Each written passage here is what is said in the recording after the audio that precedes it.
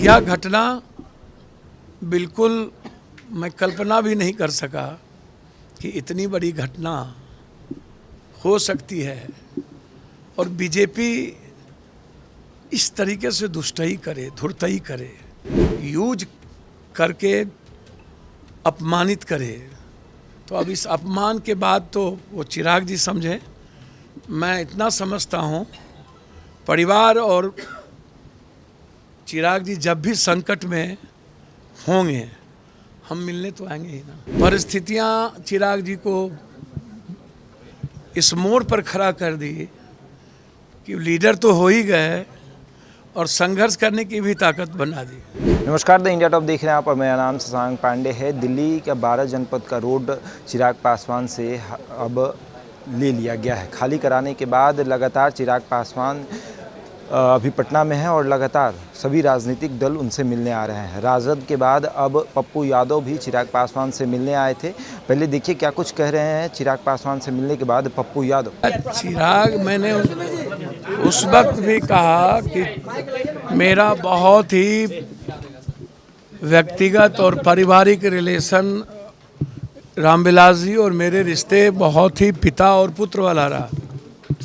राजनीति में ही नहीं, व्यक्तिगत और पारिवारिक भी हम लोग कोसी के में भी पारिवारिक बहुत अंतरंग रहे हैं और रामविलास जी के प्रति हमारा जो कर्तव्य है वो पुत्रवत रहा है। चिराग जी, जो घटना घटित हुई और जिस तरीके से आप आश्वासन देते रहे और इन्होंने हमेशा उस मूल्यों को मेंटेन किया। कभी भी बीजेपी के खिलाफ, नरेंद्र मोदी जी या अमित शाह जी के खिलाफ कभी इन्होंने बात नहीं कही। पिता की राजनीतिक विरासत के बाद परिस्थितियां चिराग जी को इस मोड़ पर खड़ा कर दी कि लीडर तो हो ही गए और संघर्ष करने की भी ताकत बना दी।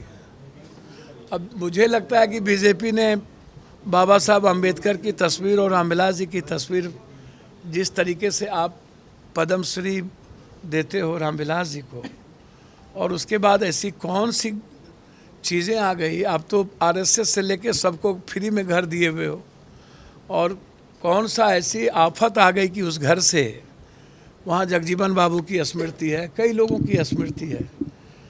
रामविलास जी जैसे शख्सियत, यदि मैं बात करूं बाबा साहब अम्बेडकर के बाद जिन्होंने बड़ी मजबूती के साथ, काशीराम जी, रामविलास जी जिस तरीके से दलित मूवमेंट को पूरे देश और दुनिया में आगे बढ़ाया, और जब बात आती है समाज के सामाजिक न्याय की तो उसमें रामविलास जी का जो कमिटमेंट रहा है और समाज के सभी वर्गों के प्रति जो रामविलास जी का रेस्पेक्ट है, वो किसी भी लीडर का आज के डेट में, हर वर्ग धर्म, वो कोई जाति हो, शायद बिहार में इससे बड़ी पर्सनैलिटी कभी हो पाए कि नहीं मुझको नहीं पता, अभी तक नहीं है। और यह घटना बिल्कुल मैं कल्पना भी नहीं कर सका कि इतनी बड़ी घटना हो सकती है और बीजेपी इस तरीके से दुष्टई करे, धुरतई करे, यूज करके अपमानित करे। तो अब इस अपमान के बाद तो वो चिराग जी समझे। मैं इतना समझता हूँ, परिवार और चिराग जी जब भी संकट में होंगे हम मिलने तो आएंगे ही ना। क्या बीजेपी दलितों का अपमान करती है सर? बीजेपी दलितों के साथ है कब? मायावती को डराया कब है? बाबा साहब अम्बेडकर के संविधान को मानते हैं वो, पेरियार को मानते हैं वो, सावित्रीबाई फुले को मानते हैं। किसको मानती है बीजेपी? किसका रेस्पेक्ट करती है? उनके लिए सिवाय गोडसे और सिवाय हेडगेवार उनकी कौन सा आदर्श है? बीजेपी का हमेशा इस्तेमाल करती है। बीजेपी हमेशा दलितों को इकोनॉमिकल, एजुकेशनल और राजनीतिक रूप से कमज़ोर करती रही है। बीजेपी के दूर दूर से हिस्ट्री में और बीजेपी के राजनीतिक परिप्रेक्ष्य में दलित कहीं है ही नहीं। मुसलमान तो सिर्फ निशाना है, निगाह है, निशाना दलित है। और मैं समझता हूं कि बीजेपी बाबा साहब अम्बेडकर और रामविलास जी की तस्वीर और इस तरीके से रामविलास जी के पुत्र को और पूरे परिवार को अपमान करना यह उनके लिए सही नहीं है। बोचहा में चुनाव है, राजनीतिक बात भी हुई क्या? 1.5% ना वोट से 12,000 वोट से ना बीजेपी अभी सरकार में है। हाँ? अब चिराग पासवान जी की औकात 2% या 3% वोट की नहीं है क्या? छोड़ दीजिए 100%। यदि आप 1% आप इधर से उधर बरगला भी लेते हो पैसे किसी चीज़ पे, तो 4% वोट की औकात रामविलास पासवान जी के विरासत को तो है ही। इस तरह अपमान नहीं किया जा सकता है।